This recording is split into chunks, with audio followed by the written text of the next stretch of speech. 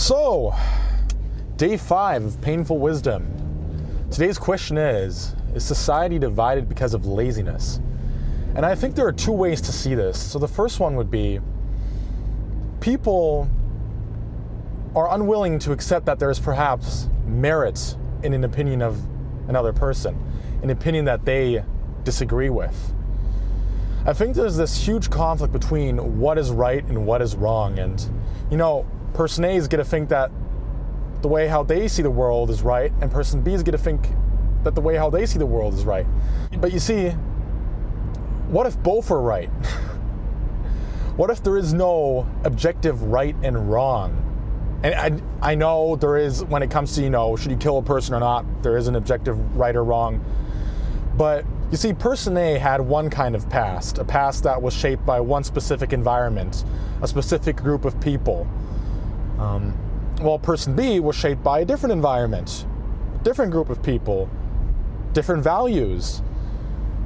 And based on how both of these people grew up, they of course developed different ways of seeing life, different moral attitudes and judgments.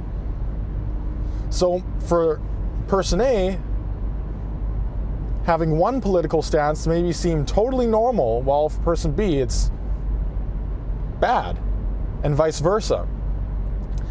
And I think accepting that neither one or the other is wrong or right is the key. But a lot of people don't want to accept that because a lot of people think that the way how they think is amazing. A lot of people are complacent in their own opinions and think that the world spins around them. But to be honest, the world spins around everybody. And the way how you think will be based on the past that you had and the reality that you currently live. And the same goes for all the other people around you. And of course it will never be the same, right? So I think accepting that is the first step.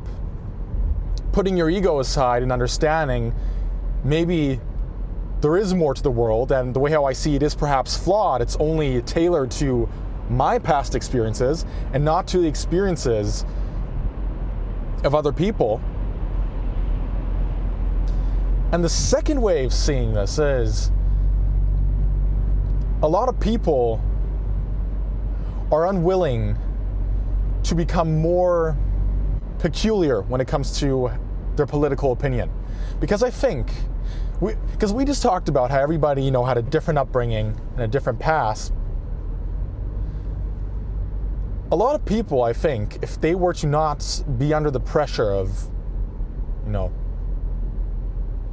social mores and the overall social attitude, a lot of people would have more unique political opinions.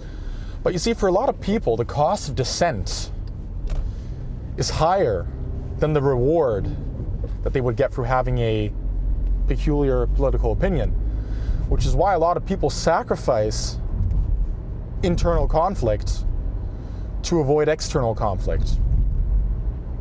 And in the best scenario, you of course do not have either one nor the other, but often there is one of them. It's either you have external conflict and therefore have no internal conflict, or vice versa.